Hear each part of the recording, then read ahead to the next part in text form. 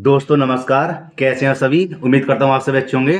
दोस्तों आज का प्रश्न है, तीन संख्याओं का मासा 18 है और संख्याओं का अनुपात 5:7:11 है, तब संख्याओं का लघुत्तम समावर्तक क्या होगा? ये जो लघुत्तम समावर्तक दिया हुआ है ये हमें ज्ञात करना है और मासा का मतलब है महत्तम समावर्तक। कितना दिया हुआ है? 18 है। तो दोस्तों इस तरह के प्रश्न को कैसे हल करते हैं, आइए हम इसको समझते हैं।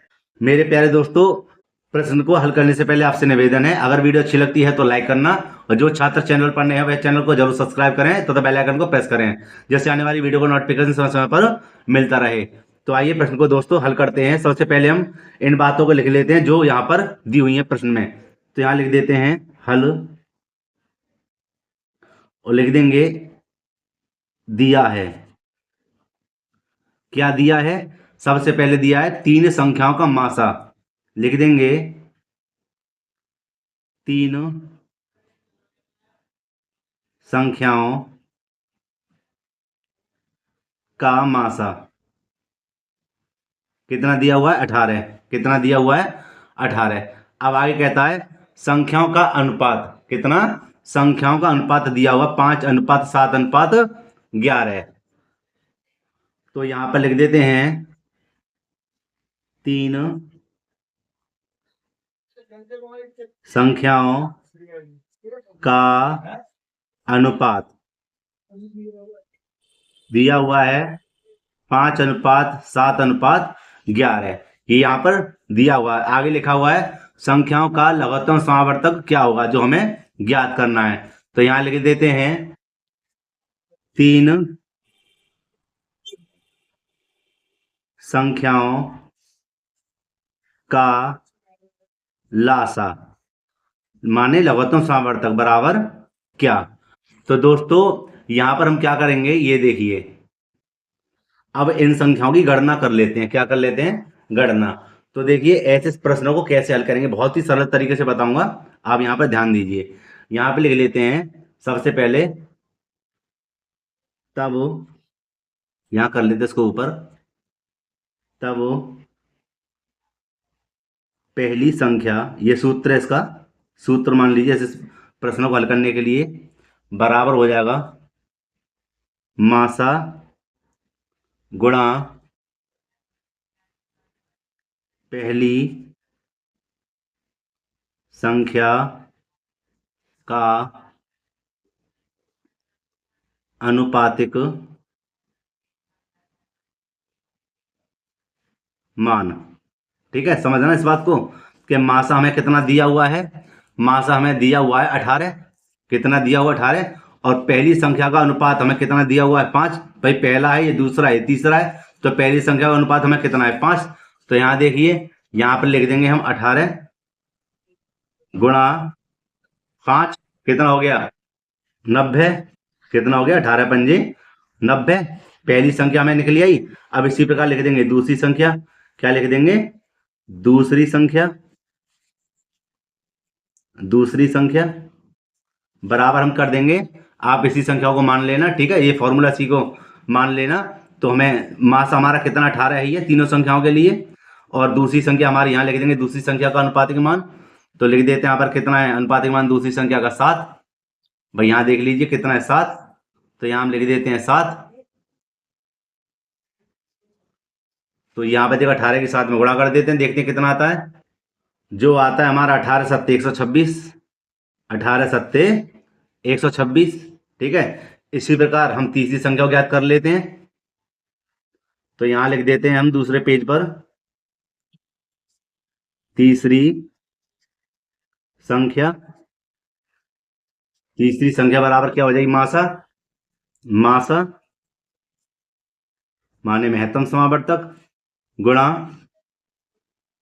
तीसरी संख्या का अनुपातिक मान। ठीक है, अब देखिए क्या कर देंगे कि यहां पर हम लिख देंगे तीसरी संख्या हमारी कौन सी होगी।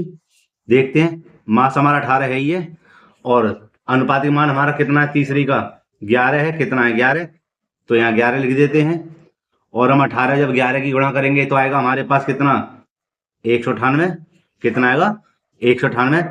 अब दोस्तों हमें करना क्या है, ये जो तीनों संख्या के जो मान आए हैं यहाँ पर मैं टिक कर देता हूं, ये ठीक है, ये तीनों संख्या के जो मान आए हैं, है ना, अनुपातिक मान आए हैं, उनकी संख्या आई है, हम इनको क्या करेंगे, इनका लासा ले लेते हैं। क्या ले लेते हैं, लासा ले लेते हैं।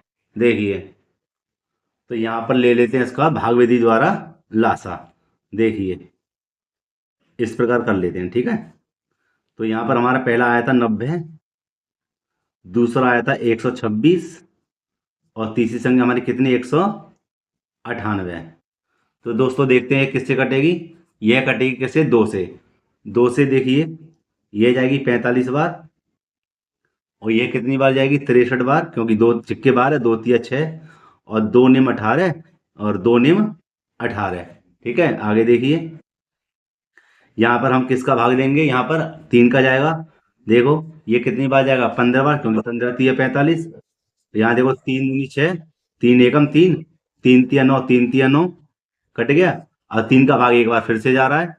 यहाँ देखिए 3 पंजे 15, 3 सत्ते 21, 3 एकम 3, 3 एकम 3।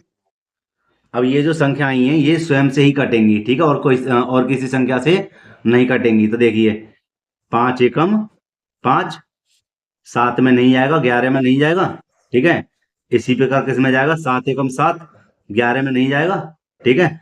आगे देखिए 11 का जाएगा इसमें कितनी बार, 11 एकम 11। तो ये जो का त्यों उतार दियांगे। अब ये जितनी बार भी संख्या आई हैं इनका कर देंगे हम क्या, गुणा एक दूसरे में, तो हमें लासा प्राप्त हो जाएगा। तो देखिए यहां पर मैं लिख देता हूं इसको इधर साइड से, यहां लिख देते हैं 2 3 3 5 7 11। भाई 2 3 3 5 7 11, ठीक है। यहां देखिए अब क्या करेंगे, इनकी कर देते हैं हम गुणा। तो देखिए 2 तिया 6, 6 तिया 18, 18 पंजे 90, 18 पंजे 90। यहाँ बता देते हैं, देखिए दोबारा 2 तिया 6, 6 तिया 18, 18 पंजे 90, 90 में हम 7 गुणा करेंगे। तो देखिए 7 जीरो जीरो 9 7 63, 630, और 630 में हम गुणा करेंगे किसकी, 11 की। किसकी कर देंगे, 11 की गुणा। तो देखिए 11 की अब इधर गुणा करेंगे तो 11 जीरो जीरो, ठीक, 11 जीरो जीरो, 11 तिया 33, 33 के 3 हाथ से लगे 3, 11 छिक्के 66, 66 और 3 कितने हो गए 69, ठीक है। तो यहाँ हमारा आंसर कितना आया 6930, 6930, ठीक है। ये हमारा क्या है, आंसर है। तो मेरे प्यारे दोस्तों ऑप्शन में देख लेते हैं कौन सा आंसर इसका सही है। यहाँ देख लेते हैं कितना आया था 6930। तो हमारा जो आंसर है सी आंसर इसका बिल्कुल सही है। तो मेरे प्यारे दोस्तों आपके लिए यह वीडियो कैसी लगी मुझे बताना कमेंट करके। तो मेरे प्यारे दोस्तों वीडियो अच्छी लगी हो तो एक लाइक जरूर करना, और जो छात्र चैनल पर नए हो वह चैनल को जरूर सब्सक्राइब करें। मिलते हैं इसी प्रकार एक और वीडियो में। जय हिंद।